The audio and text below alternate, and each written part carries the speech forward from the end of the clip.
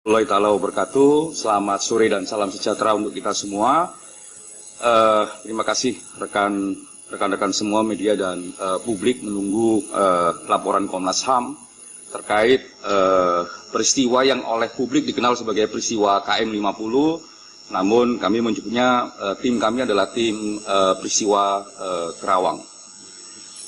Ini akan cukup panjang dan mohon kami dikasih waktu yang cukup. Saya bacakan aja, merespon terjadinya peristiwa kematian 6 laskar FPI yang terjadi di tol Jakarta Cikampek dan sebagian wilayah Kerawang, Komisi Nasional Hak Asasi Manusia Republik Indonesia telah membentuk tim penyelidikan untuk melakukan investigasi atas kasus tersebut sesuai dengan mandat Komnas HAM pasal 89 Undang-Undang 39 tahun 99 tentang hak asasi manusia sejak tanggal 7 Desember 2020. Nah, dalam kesempatan ini kami menerangkan proses dan hasilnya apa. Yang pertama adalah proses. Dalam rangka penyelidikan atas peristiwa tersebut, tim penyelidikan telah melakukan sejumlah proses penyelidikan antara lain. Yang pertama adalah peninjauan langsung lokasi peristiwa. Jadi lokasi peristiwa kami tinjau langsung ini sejak tanggal 8, jadi tanggal 7 kami mendapatkan informasi awalnya ke Petamburan, habis itu kami besoknya ke lokasi ke Kerawang. Nah, dan itu bolak-balik ke sana. Dalam tinjauan langsung ke lokasi tersebut kami menemukan beberapa hal yang menurut kami menjadi catatan penting. Yang pertama adalah kami menemukan beberapa benda yang kami duga sebagai bagian dari peristiwa tersebut. Yang pertama adalah kami menemukan bagian dari yang kita duga di awal sebagai proyektil 7 buah, terus bagian dari selongsong sebanyak 3 buah, pecahan bagian lampu mobil berwarna silver sebanyak 26 keping. Selongsong ini awalnya 4 sebenarnya, tapi yang satunya memang sudah di disclaimer duluan. Terus pecahan kaca mobil warna bening sebanyak 7 keping, pecahan lampu rem mobil warna merah sebanyak 5 keping, diduga bagian peluru PKI sebanyak 1 buah, yang tadi itu, diduga bagian peluru, ini bagian belakang selongsong ini 1 buah, sejumlah benda lain yang berhubungan dengan bagian mobil antara lain sebuah baut, tutup velg, dan pecahan ban. 1 buah earphone, terus barang bukti bagian dari joint cleaser, CCTV jasa marga berupa fiber optik, kabelnya, terus kabel pelindung, plastik pengait, dan baut pengait. Benda yang dapat diduga sebagai bagian dari bukti dari peristiwa tersebut ditemukan sejumlah titik lokasi, antara lain bahu jalan depan sebuah masjid di Kerawang, di Jalan Internasional Kerawang Barat, bahu jalan depan sebuah ruko di Jalan Kerawang Barat, taman jalur putaran kampung budaya, Jalan Internasional Kerawang Barat, sepanjang pembatas antara Gapura Kota Kerawang hingga Bundaran Badami, depan Novotel Kerawang, Jalan Internasional Kerawang Barat, dan rest area KM 50 Jakarta Cikampek. Terus didapat sejumlah keterangan saksi, antara lain di daerah Sentul. Jadi kami turun itu tidak hanya di Kerawang, tapi juga di Sentul. Di Sentul yang pertama terdapat sejumlah mobil yang dicurigai melakukan pengintaian sejak beberapa hari sebelum peristiwa tanggal 6 dan tanggal 7 dini hari yang diduga milik petugas. Yang berikutnya terdapat keterangan mobil Laskar FPI merapat ke Sentul dari Petamburan. Terus ditemukan juga di daerah rest area KM 50 antara lain. Yang pertama terdapat 4 anggota FPI yang masih hidup dan diturunkan dari mobil ke jalan. Terdapat 2 orang yang diduga telah meninggal dengan 1 duduk di mobil dan 1 telah diturunkan ke jalan. Terlihat luka yang diduga merupakan luka tembak. 3, terlihat darah di jalan di depan salah satu warung di rest area KM 50. Terlihat petugas melakukan kekerasan terhadap 4 orang yang masih hidup, memerintahkan jongkok dan tiarap. Kelima, terlihat beberapa bukti yang ditaruh di meja salah satu warung oleh petugas. Keenam, terlihat 4 orang hidup dimasukkan ke mobil lewat pintu belakang dan samping tanpa diborgol. Ketujuh, terdengar perintah petugas untuk menghapus rekaman dan memeriksa handphone. ke-8 terdengar penjelasan petugas kepada khalayak di situ bahwa peristiwa ini terkait narkoba dan juga terdengar terkait terorisme. Ke-9 terdapat sejumlah petugas yang telah berada di area COVID di area KM 50 sejak pukul 8 malam. Ini sebenarnya petugas COVID. Ke-10 terlihat beberapa mobil, antara lain mobil Spin, Avanza, Xenia, mobil towing, dan mobil Land Cruiser. Berikutnya adalah di daerah Kerawang dan rest area lain. Antara lain, 1. Terdapat sejumlah petugas, baik bersenjata dan tidak bersenjata, dalam jumlah puluhan pasca azan Isya. Ini yang oleh masyarakat, oleh saksi disebut sebagai petugas untuk menjaga vaksin COVID. Sekitar rest area dan jembatan penyeberangan di tol. Jadi kalau di jembatan, ada jembatannya, petugasnya lebih banyak. Karena memang penjelasannya adalah itu penjagaan untuk jalurnya penanganan vaksin COVID dari Bandara Soekarno-Hatta ke Bandung. Terus terdapat keterangan mendengar bunyi tembakan di 2 lokasi di daerah Kerawang. Ini di luar tol kami mendengarkan bahwa ada saksi, 2 orang saksi yang mendengarkan ada bunyi tembakan di daerah Kerawang yang di Jalan Internasional Kerawang sana, sebelum pintu tol Kerawang Barat. Yang berikutnya adalah permintaan keterangan. Kalau tadi tinjauan lokasi, sekarang permintaan keterangan. Permintaan keterangan ini dilakukan untuk mendapatkan keterangan dan informasi langsung dari pihak-pihak dalam peristiwa tersebut, antara lain kepolisian. Dalam kepolisian itu antara lain Kapolda Metro Jaya, Dokes, Cyber, Inavis, Platform, dan petugas kepolisian yang bertugas dalam peristiwa tersebut. Jadi anggota kepolisian yang bertugas di tanggal 6 dan tanggal 7 itu juga kami mintain keterangan, kami periksa. Terus pengurus FPI dan saksi, terus keluarga korban dan Direktur Utama PT Jasa Marga termasuk petugas teknisnya. Kalau yang FPI dan saksi itu bahkan pertama kali, dia tanggal 7 sore sudah kami mintain keterangan. Kurang lebih habis kami datang ke sana sebelum maghrib, kami mulai setelah maghrib detail sampai malam, jadi kami datang duluan.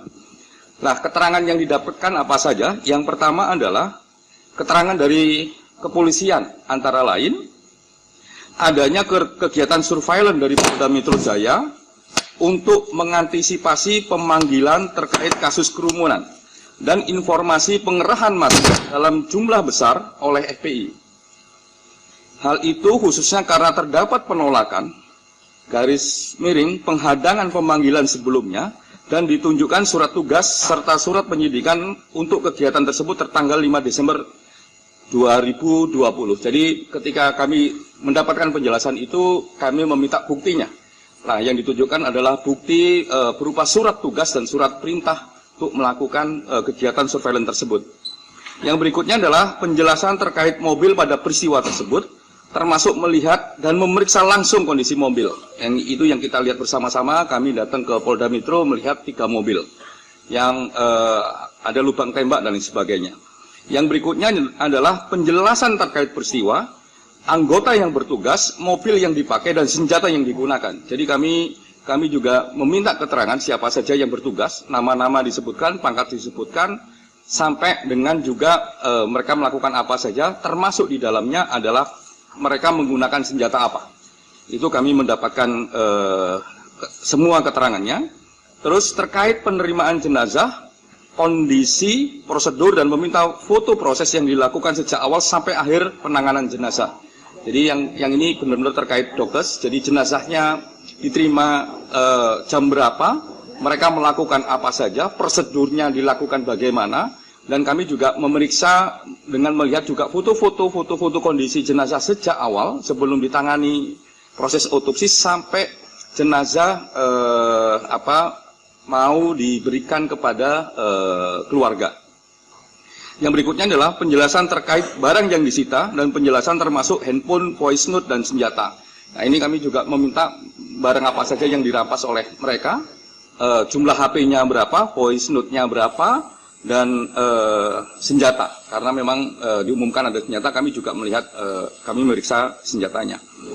Yang kedua, keterangan dari FPI antara lain terkait, yang pertama, terkait petugas FPI yang melakukan pengawalan di Sentul dan sepanjang jalan sampai peristiwa terjadi dan pasca peristiwa terjadi. Jadi kami minta semua informasi terkait siapa saja orangnya, siapa saja yang ada dalam rombongan tersebut, dan apa tugasnya. Itu kami mendapatkan keterangan, termasuk juga melakukan pemeriksaan kesaksian terhadap mereka. Yang berikutnya adalah yang kedua, terkait pengintaian dan pembuntutan, termasuk di dalamnya terkait sejumlah mobil yang mencurigakan. Karena ada informasi mereka sudah diintai tanggal sebelum peristiwa tersebut, nah kami mintain keterangannya. Terus terkait peristiwa pada 4 Desember di Megamendung, Kabupaten Bogor, yang ini lokasinya berbeda, tapi kami juga dikasih informasi terkait itu. Terus terkait penolakan kepemilikan senjata. Jadi kami juga tanya apakah betul punya senjata dan lain sebagainya, termasuk SENPI. Mereka mengatakan mereka tidak punya SENPI. Ini keterangan dari FPI. Terus terkait komunikasi dan metode komunikasi yang dilakukan dalam rangkaian peristiwa tersebut. Jadi karena ada voice note, kami nanya bagaimana metode komunikasi selama perjalanan.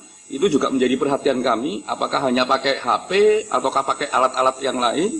Apakah juga hanya pakai grup WA, ataukah ada komunikasi langsung GSM dengan GSM? Nah, itu kami tanyain dengan cukup detail. Terus pemberian voice note dan rekaman beserta penjelasannya. Kami juga mendapatkan voice note di samping dari kepolisian. Kami juga mendapatkan voice note dari pihak FPI. Bedanya kalau di pihak FPI kami mendapatkan penjelasan. Jadi apa dan bagaimana di lokasi mana mereka melakukan pembicaraan dengan voice note tersebut. Yang ketiga, keterangan keluarga korban, antara lain kondisi jenazah ketika diterima oleh keluarganya, informasi keseharian korban, dan harapan akan keadilan. Nah, ini kami mendapatkan keterangan begitu, ini dari keluarga korban. Terus keterangan dari jasa marga dan petugas teknis antara lain. Yang pertama, penyebab tidak fungsinya sejumlah CCTV sebagaimana mestinya. Memberikan penjelasan langsung di lapangan dengan menunjukkan kerusakan dan bagaimana kerusakan bisa terjadi. Ini karena di awal-awal ada isu CCTV mati di KM 49-72, makanya ini kita perdalam. Terus penjelasan terkait keikutsertaan dalam pengamanan vaksin COVID-19. Jadi kami yakin bahwa memang ada pengamanan vaksin COVID-19 itu karena yang dilibatkan tidak hanya pasukan, baik kepolisian maupun TNI, tapi juga melibatkan jasa marga. Itu keterangan dari mereka beberapa kali diajak rapat untuk ini. Berikutnya adalah pemberian ribuan video CCTV dan screen capture CCTV. Nanti kami sebutkan berapa jumlahnya. Nah, itu permintaan langsung keterangan. Yang poin C, permintaan dan penerimaan barang bukti. Jadi di samping kami meminta keterangan, kami juga meminta barang bukti. Dan di samping kami meminta, kami juga dikasih secara sukarela. Yang untuk ini penting bagi kami untuk menguji keterangan dan kesesuaian dengan barang bukti. Nah, ini untuk membuat terangnya peristiwa. Yang pertama, kami dapatkan dari FPI dan keluarga korban antara lain voice note sejumlah 105 percakapan. Jadi kami dapat voice note sejumlah 105 percakapan, rekaman pembicaraan. Jadi kami mendapatkan rekaman pembicaraan yang cukup lumayan detail, lengkap, lebih lengkap daripada yang ada di sosial media. Foto mobil yang dicurigai. Jadi ketika mereka berargumentasi bahwa ada mobil sebelum peristiwa, kami dikasih foto mobilnya. Terus jejak digital untuk lini masa digital, kami juga dikasih akses untuk itu sehingga kami bisa membuat jejak digital. Terus 32 foto kondisi jenazah pasca diterima keluarga, kami dikasih foto-fotonya. Terus foto-foto terkait peristiwa tanggal 4 Desember, itu kami juga dikasih. Terus pandangan hukum atas peristiwa yang saat ini terjadi, kami juga dikasih. Yang berikutnya adalah dari kepolisian, antara lain sejumlah PowerPoint yang menjelaskan peristiwa. Ini PowerPoint yang isinya Inavis, Lab 4, kedokteran, cyber, disertai dengan berbagai foto, termasuk di sini foto forensik, HP dan sebagainya. Terus voice note yang diperoleh dari HP, dari handphone korban sejumlah, ini voice note-nya yang memang berbeda, FPI 105, kalau dari kepolisian 172 rekaman, dan 191 transkripnya, karena memang ini ada perbedaan, di voice note itu tidak, di HP itu tidak hanya voice note isinya, tapi juga ada berupa teks. Jadi jumlahnya total 191, tapi kalau voice note-nya sendiri 172. Nah, ini yang membuat kami memakan waktu yang cukup banyak, dan mohon maaf tenggat waktu kami yang harusnya kerjanya lebih cepat ternyata nggak bisa lebih cepat karena kami mendapatkan barang bukti untuk cross check membuat terangnya peristiwa dari Jasa Marga. Nah, ini yang membuat agak lama. Dari Jasa Marga, video yang merekam jalan tol dan pintu gerbang keluar masuk yang terkait peristiwa berjumlah 9.942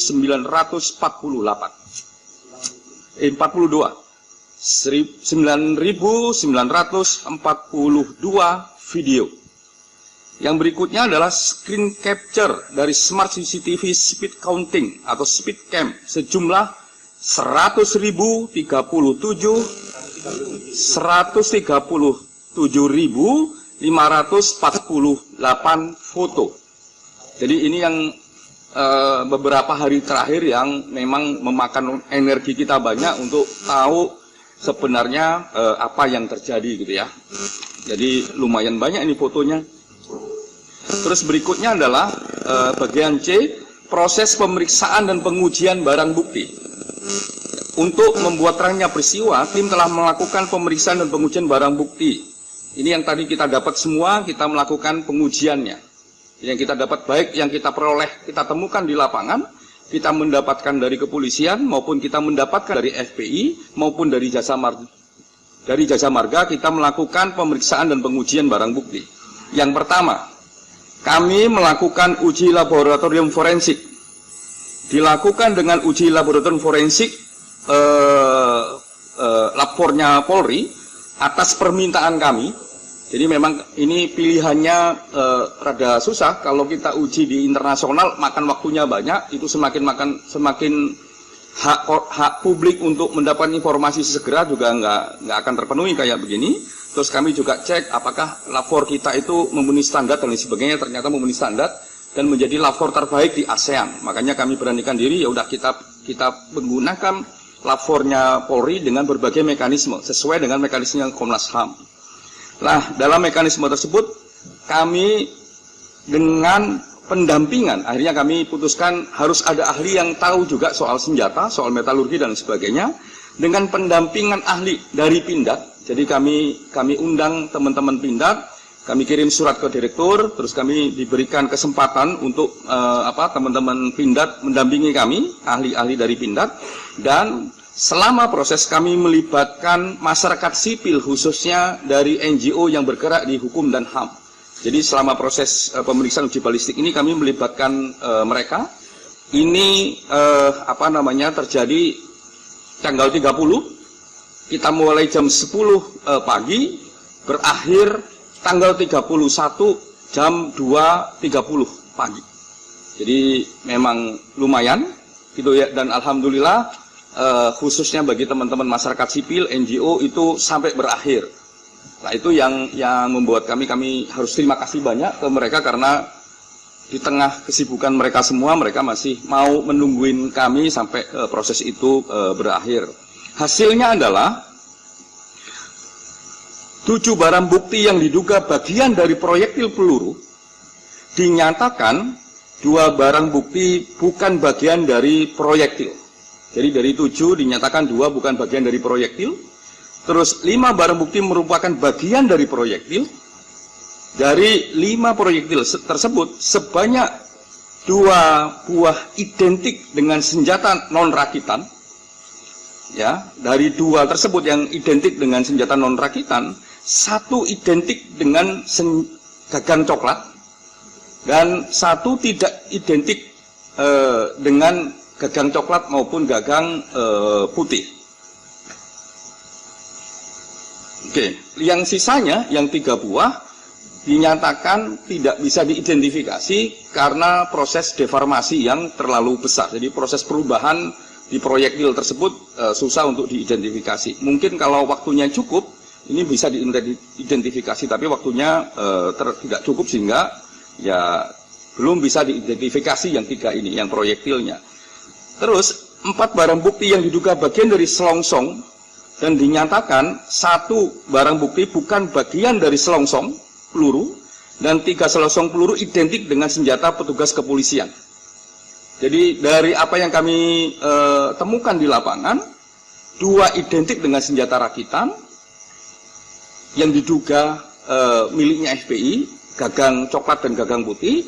Yang 3 selongsong identik dengan miliknya petugas kepolisian. Kami ceritakan dalam konteks lab 4 ini, kami juga meminjam untuk melakukan proses penembakan. Jadi karena itu uji balistik, mungkin nggak ada pembandingnya. Nah, kami meminta waktu itu untuk pinjam senjatanya bisa digunakan. Jadi digunakan, ditembakkan, terus peluru-pelurunya diambil, dicocokkan dengan yang punya kami. Nah, hasilnya demikian. Nah, dalam proses ini semua sangat terbuka, melibatkan masyarakat sipil, melibatkan ahli, bisa dilihat langsung. Bahkan beberapa praktek di lapangan kami juga melihat langsung dengan alat-alat yang ada di lab 4. Termasuk juga punya kesempatan untuk menembakkan salah satu senjata tersebut. Jadi memang dibolehkan. Dan ya mereka sendiri bilang ini baru pertama kali ini dalam sejarah lab 4 laboratoriumnya sangat terbuka gitu. Ini gara-gara Komnas ini katanya begitu. Karena memang sejak awal kami bilang kami menggunakan Undang-Undang 39. Jadi skenarionya lain, kewenangannya juga lain, berbeda dengan kewenangan di kepolisian. Makanya itu dibuka oleh mereka dan mereka tungguin sampai selesai. Yang berikutnya adalah pemeriksaan voice note dan transkrip. Rekaman suara, pemeriksaan voice note dan transkrip, rekaman suara serta lini masa digital.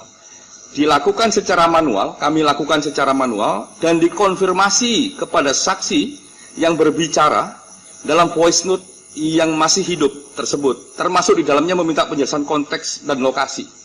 Jadi voice note yang kami dapatkan, baik dari kepolisian maupun yang kita dapatkan dari FPI, kami periksa secara manual, termasuk juga jejak digital ini masanya, kami lakukan dengan keterampilan staf kami yang agak paham soal digital tersebut. Kami cocokkan dengan keterangan saksi orang-orang yang berada dalam rekaman. Jadi yang voice note, si A ngomong, si B ngomong, si C ngomong, lah kami tanya, kalau mereka masih hidup, kami tanya, ini benar nggak kamu ngomong begini, dinyatakan benar, apa konteksnya, di mana lokasinya, kami tanyakan semua. Lah, yang berikutnya hasilnya apa? Yang pertama adalah mendapatkan skema jalur perjalanan peristiwa dari Sentul sampai ke gerbang tol Kerawang Timur. Jadi kami tahu dari Sentul sampai menuju gerbang tol Kerawang Timur itu siapa saja yang ngomong, di titik mana kira-kira pembicaraan itu ada di voice note. Terus juga kami mendapatkan konteks di luar tol sepanjang pintu keluar tol Kerawang Timur sampai masuk lagi ke Kerawang tol pintu barat, karena itu keliling begitu. Kami jadi tahu siapa yang ngomong apa di titik mana, terus kami cocokin dengan lini masanya dan apa yang diomongkan nanti akan diterangkan oleh Pak BK dengan bantuan itu. Terus berikutnya adalah kami mendapatkan konteks, dan ini penting. Ini penting untuk melihat, kalau tadi kami mengatakan ada masyarakat mengatakan ini peristiwa KM 50, kenapa kami sejak awal ngomong ini peristiwa Kerawang, ini konteks. Kami mendapatkan konteks eskalasi dalam peristiwa tersebut, eskalasi ketegangan dan tindakan kekerasan. Pertama, eskalasi rendah. Jadi eskalasi rendah dari Sentul sampai gerbang keluar pintu tol Kerawang Timur. Nanti kita akan tunjukkan videonya oleh Pak BK atau oleh yang lain. Terus konteks kedua adalah eskalasi sedang dari gerbang tol Kerawang Timur sampai menuju flyover Hotel Swiss Bell di Kerawang. Konteks ketiga adalah eskalasi tinggi mulai dari Hotel Swiss Bell Kerawang masuk ke pintu tol Kerawang Barat sampai KM 49 di dalam tol. Jadi itu konteks ketegangan tinggi. Nah, eskalasi ini kami kategorikan, pertama, eskalasi rendah ditunjukkan belum adanya gesekan antara mobil FPI dan mobil petugas, dan masih dalam jarak yang cukup jauh. Eskalasi sedang mulai terdapat gesekan mobil dan jarak dekat, dan eskalasi tinggi mulai ada dugaan benturan mobil dan tembakan. Oke, yang berikutnya adalah terdapat konteks. Nah, ini yang juga penting, salah satu temuannya Komnas HAM ini penting. Terdapat konteks kesempatan untuk menjauh oleh mobil FPI dari petugas, namun malah mengambil tindakan menunggu mobil petugas. Jadi setelah kami cross-check voice note, terus melihat titik-titik di lapangan, terus juga melihat lini massa, salah satu temuannya di samping eskalasi adalah terdapat konteks kesempatan untuk menjauh oleh mobil FPI dari mobil petugas, namun malah mengambil tindakan untuk menunggu mobil petugas tersebut. Yang berikutnya adalah pemeriksaan video dan screen capture smart CCTV dari Jasa Marga. Dilakukan secara manual dengan membandingkan satu titik dengan titik yang lain yang terdapat CCTV, karena CCTV-nya banyak. Jadi kami mendapatkan titik CCTV ini, CCTV yang masih hidup, jadi CCTV yang tidak berfungsi 49 sampai 72, di bawah itu 48 sampai Sentul, itu kami dapat semua, baik yang atas maupun yang bawah, termasuk juga pintu-pintu keluar dan masuk itu kami juga dapat, termasuk di dalamnya gerbang tol pintu Kerawang Timur maupun gerbang tol Kerawang Barat, makanya jumlahnya sangat banyak.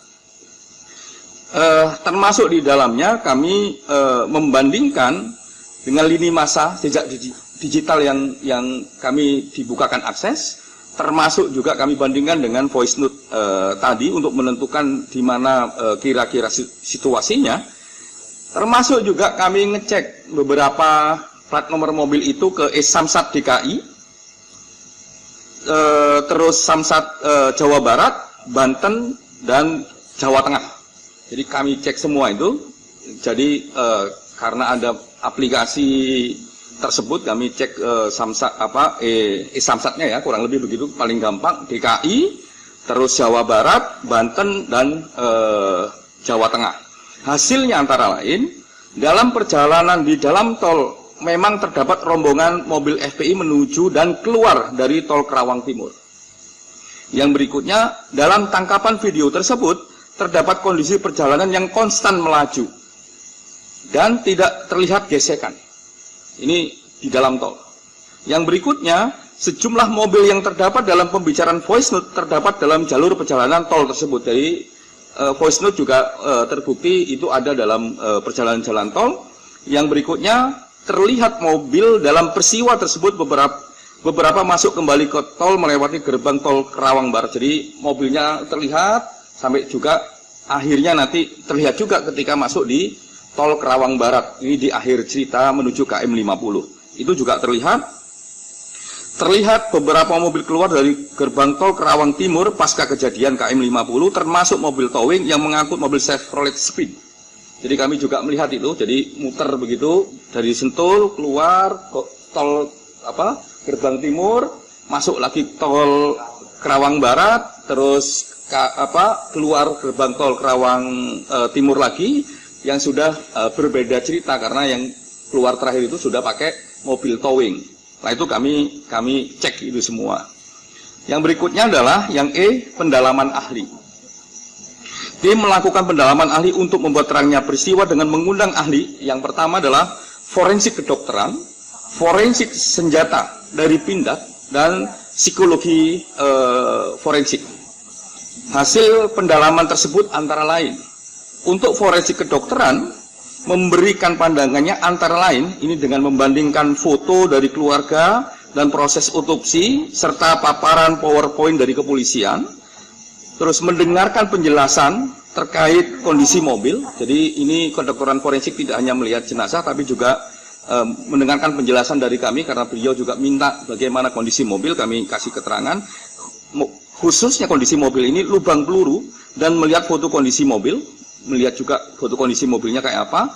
Dijelaskan antara lain bahwa yang pertama, terdapat luka akibat tembakan pada 6 jenazah tersebut sebanyak 18 luka tembak.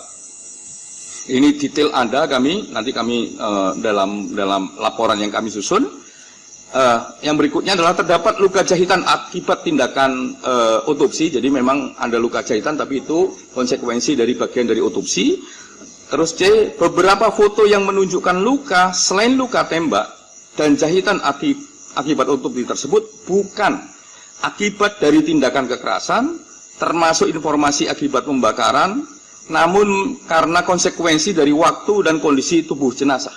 Jadi karena kami mendapatkan berbagai informasi, terus juga mendapatkan foto, kondisi jenazahnya sudah banyak yang kayak lebam-lebam, terus mengelupas dan sebagainya. Itu penjelasan ahli dengan melihat perbandingan foto di awal dan di akhir, di awal sebelum kondisi jenazahnya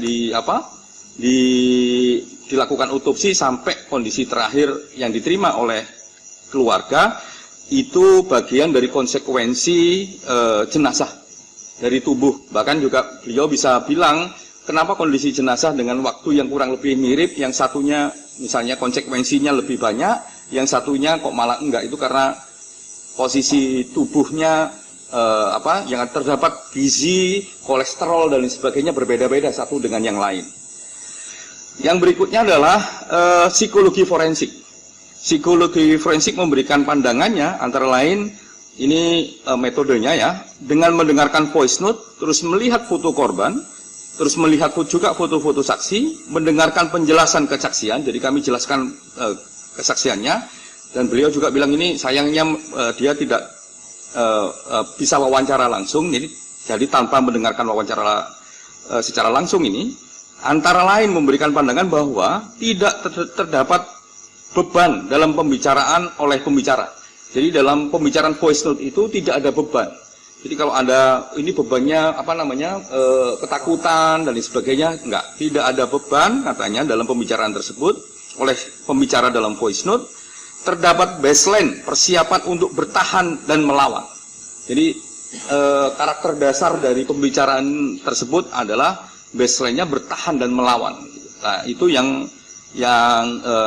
inti dari penjelasan, detail-detail nanti akan kami sampaikan dalam laporan. Yang ketiga adalah ahli senjata dari Pindad. Ahli senjata dari Pindad ini 6 orang ya, dengan berbagai latar belakang keahliannya. Pertama, latar belakang keahlian amunisi, senjata, metalurgi, kendaraan tempur, dan quality insurance atau mutu produk. Nah, keenamnya memberikan pandangan antara lain, karena ini dia juga melihat barang bukti kami dan melihat proses lab 4 di forensik. Yang pertama, mereka dari Pindad menjelaskan proses terbuka dan akuntabel karena bisa melihat dan mengikuti proses secara langsung, termasuk diawasi oleh masyarakat secara langsung. Jadi teman-teman Pindad juga kaget-kaget, kok ini ada masyarakat, ada NGO dan sebagainya. Itu sesuatu yang belum pernah terjadi. Makanya beliau ini mengatakan bahwa ini proses yang transparan dan akuntabel. Yang berikutnya adalah alat yang digunakan adalah alat yang memenuhi standar dan canggih. Bahkan beberapa obrolan singkatnya dia bilang ini alatnya alat yang paling terakhir gitu ya, alat terakhir karena memang lab 4 Indonesia ini, lab 4 Polri Indonesia ini terbaik di ASEAN. Yang berikutnya adalah prosedurnya juga memenuhi syarat. Jadi mereka juga melihat prosedurnya, bagaimana perlakuan terhadap barang bukti dan bagaimana perlakuan terhadap senjata yang sedang diuji.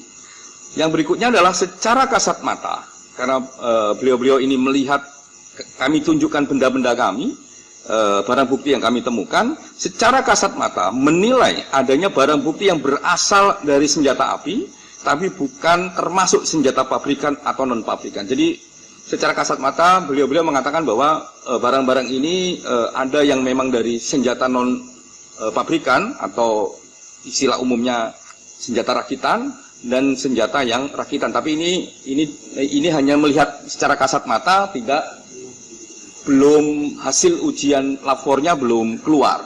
Itu secara kasat mata. Kami minta kok bisa begitu? Ya dia terangkan cukup detail gitu kepada kami, karena memang pekerjaan sehariannya memang ada yang nanganin amunisi, ada yang nanganin senjata dan sebagainya.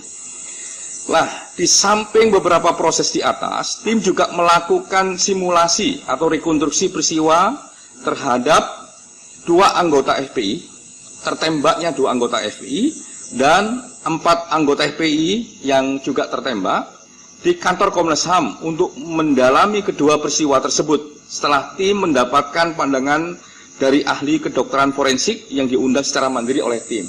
Jadi kalau kemarin misalnya teman-teman melihat di kantor Komnas HAM ini di bawah di parkiran ada sebenarnya bukan rekonstruksi, tapi bahasa umumnya ngomongnya rekonstruksi, sebenarnya itu simulasi. Membandingkan antara keterangan yang kami dapatkan dari berbagai pihak, khususnya pihak kepolisian, Inavis, Lapor, kedokteran forensik dan lain sebagainya, membandingkan keterangan dan logika yang diberikan kepada kami oleh kedokteran forensik. Makanya kami panggil mereka untuk melakukan rekonstruksi. Istilahnya gampangnya rekonstruksi, padahal itu simulasi. Lihat ini bagaimana kesesuaian antara pandangan ahli yang diundang sendiri oleh Komnas HAM secara independen dan mandiri dengan realita yang dijelaskan oleh mereka secara langsung. Nah, apa hasilnya dari semua yang kita lakukan di awal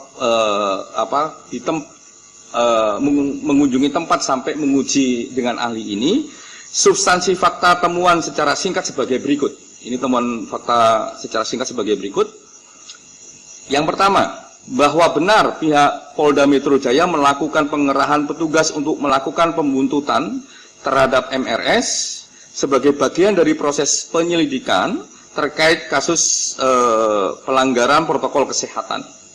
Hal tersebut dibuktikan dengan adanya surat tugas terhadap sejumlah anggota Dirkrimsus Polda Metro Jaya Dirkrimum Polda Metro Jaya tertanggal 5 Desember 2020 untuk melakukan pembuntutan terkait keberadaan MRS tersebut. Yang berikutnya adalah bahwa didapat fakta juga telah terjadi upaya pengintaian dan pembuntutan terhadap MRS yang dilakukan oleh petugas yang dinyatakan bukan dari kepolisian. Jadi kepolisian menyatakan bahwa ada beberapa yang bukan dari mereka di kawasan Markas Syariah Megamendung hingga kawasan Sentul Bogor, Jawa Barat pada tanggal 4 Desember 2020. Yang Megamendungnya, yang Sentulnya sejak tanggal 4 itu ada sampai perjalanan ke Kerawang. Yang berikutnya adalah yang nomor 3, bahwa didapatkan fakta adanya konsentrasi petugas keamanan berseragam lengkap pada tanggal 6, 7 sampai 7 Desember 2020 di sejumlah titik gerbang tol, rest area, dan jembatan penyeberangan di sejumlah titik sepanjang jalan tol di Jakarta Cikampek. Namun berdasarkan hasil penyelidikan Komnas HAM dipastikan bahwa konsentrasi petugas bersenjata lengkap tersebut dalam rangka proses pengawalan terhadap iringan rombongan pembawa vaksin COVID-19 dari Bandara Soekarno-Hatta menuju Bio Farma Bandung. Jadi sebenarnya nggak ada kaitannya, kebetulan saja. Bahkan beberapa yang di jembatan itu masyarakat mengatakan ya ini petugasnya biasa-biasa saja mas, ngajak guyon, menerangkan dan lain sebagainya. Yang 4, terkait dengan sejumlah CCTV jasa marga yang tidak berfungsi dengan baik, pada tanggal kejadian tim penyelidik telah melakukan pemeriksaan terhadap sejumlah saksi dan melakukan pemeriksaan langsung ke titik lokasi dan menemukan fakta bahwa telah terjadi kegagalan pengiriman rekaman gambar CCTV melalui server akibat putusnya fiber optik di dalam sebuah joint cluster CCTV sehingga menyebabkan tidak berfungsinya CCTV mulai dari KM 49 sampai KM 72 tol Jakarta Cikampek sebagaimana mestinya. Ini kami periksa sendiri beberapa kali, jasa marga lebih dari 5 kali kami periksa untuk memastikan ini. Yang berikutnya nomor 5, bahwa didapat fakta berdasarkan keterangan saksi-saksi dari hasil analisa rekaman CCTV dan analisis rekaman percakapan, voice note, teridentifikasi sejumlah kendaraan roda 4 yang diduga melakukan pembentutan terhadap MRS dan rombongan sejak dari kawasan Sentul, Bogor, hingga tanggal 7 Desember dini hari dengan detail keterangan sebagai berikut. antara lain Avanza hitam dengan nomor polisi B1739 PWQ, Avanza warna silver dengan nomor polisi B1278 KJD, mobil petugas dengan nomor polisi B1542 POI, terus Avanza warna silver dengan nomor polisi K9143 EL, Xenia warna silver dengan nomor polisi B1519 UTI, terus Land Cruiser ini nomornya belum teridentifikasi. Land Cruiser gede ini sendirian, gede, jadi mendapatkan perhatian baik dari saksi maupun dari pihak yang lain. Terus bahwa benar kendaraan jenis Avanza Silver K914EL Xenia, B159 UT dan B1542 POI serta Land Cruiser diakui sebagai kendaraan petugas polisi yang pada tanggal kejadian sedang melakukan pembuntutan terhadap MRS. Kalau yang Land Cruiser itu terakhir saja, dia datang keterangannya datang cuman pendek, dia nggak terekam dalam CCTV juga.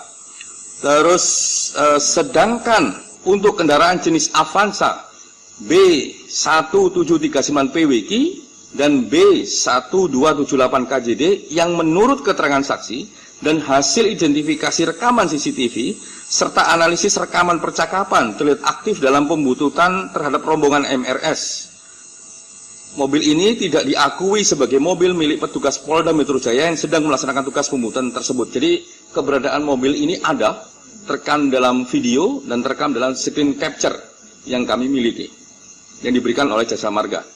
Terus terdapat beberapa kendaraan lainnya yang telah diidentifikasi oleh tim penyelidik, diduga juga menggunakan plat tertangkap kamera CCTV melalui bagian belakang rombongan MRS, namun belum dapat dipastikan apakah dalam rangka melakukan pembuntutan ataukah tidak.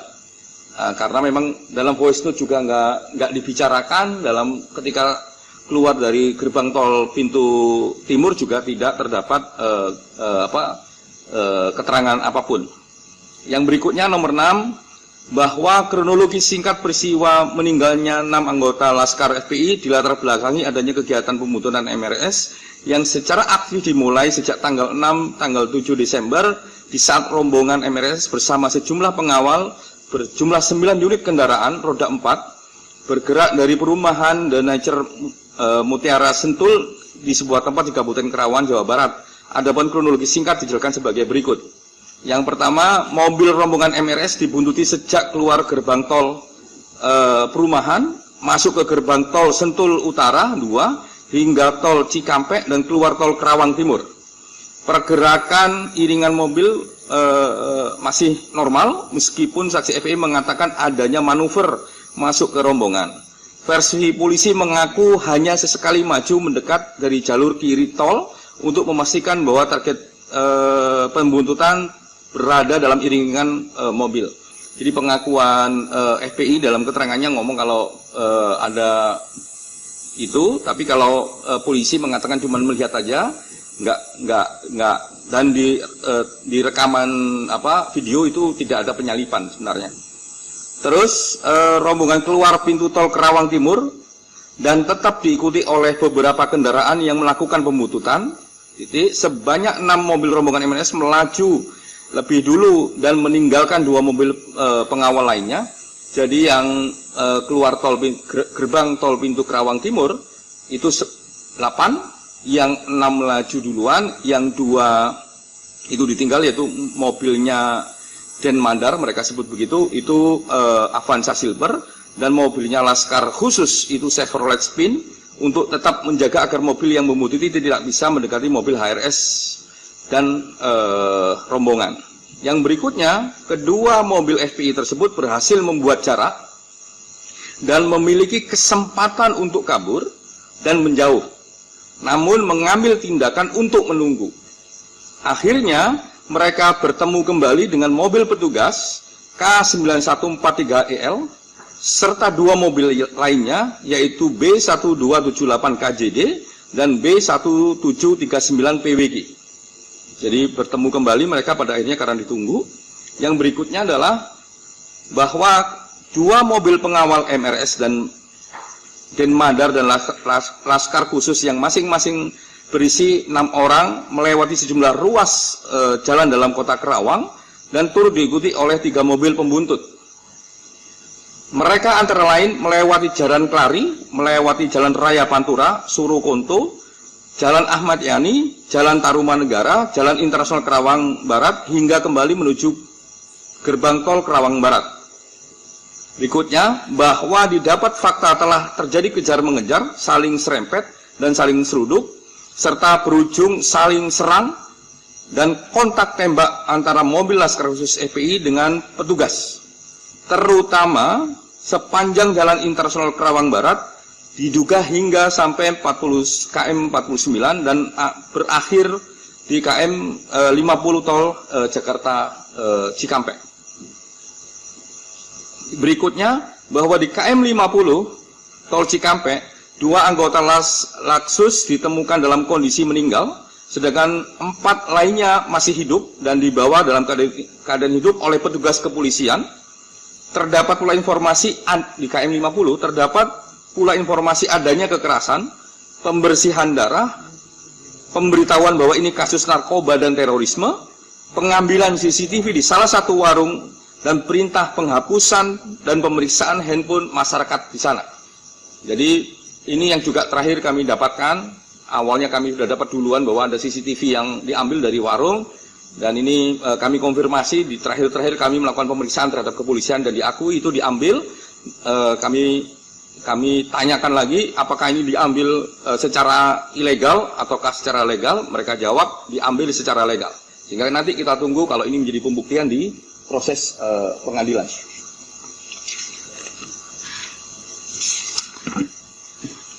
Oke. Berikutnya adalah petugas mengaku mengamankan sejumlah barang bukti berupa 2 buah senjata rakitan jenis revolver gagang coklat dan putih, sebilah samurai, sebilah pedang, celurit, dan sebuah tongkat kayu runcing. Bahwa 4 anggota Laksus tersebut kemudian ditembak mati di dalam mobil petugas saat dalam perjalanan dari KM 50 ke atas menuju Polda Metro Jaya, dengan informasi hanya dari petugas kepolisian tunggal gitu ya informasinya, yang terlebih dahulu telah terjadi upaya melawan petugas yang mengancam keselamatan diri sebagai diambil tindakan tegas dan terukur. Informasi ini oleh tim Komnas HAM tidak mendapatkan informasi kecuali informasinya dari petugas kepolisian. Kami tegaskan informasi dari petugas kepolisian. Nah, dari pokok-pokok kronologi tersebut, pokok-pokok temuan fakta singkat tersebut, pada pokoknya peristiwa di atas adalah yang pertama, bahwa terjadi pembuntutan terhadap MRS oleh Polda Metro Jaya merupakan bagian dari penyelidikan kasus pelanggaran terhadap protokol kesehatan yang diduga dilakukan oleh MRS. Yang berikutnya, terdapat pengintaian dan pembuntutan di luar petugas kepolisian.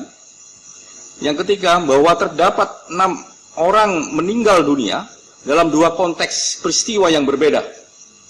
Yang pertama, insiden sepanjang Jalan Internasional Kerawang Barat sampai diduga mencapai KM 49 Tol Cikampek yang menewaskan 2 orang Laskar FPI. Substansi konteksnya merupakan peristiwa saling serempet antar mobil dan saling serang antar petugas dan Laskar FPI, bahkan dengan menggunakan senjata api.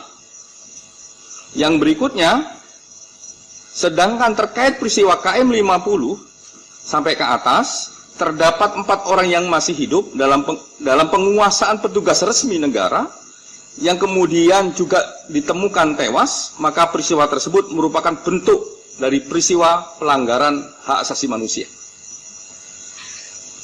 Ini catatannya, penembakan sekaligus terhadap 4 orang dalam satu waktu tanpa ada upaya lain yang dilakukan untuk menghindari semakin banyaknya jatuh korban jiwa, mengindikasikan adanya tindakan unlawful killing terhadap 4 orang anggota Laskar FPI. Jadi ini ada berbeda, 2 karena ada ketegangan, ada serempet-serempet, benturan-benturan antar mobil. sampai tembak menembak dan berujung pada 2 orang yang meninggal. Kalau yang 4 ya di dalam penguasaan petugas resmi negara yang pada akhirnya meninggal.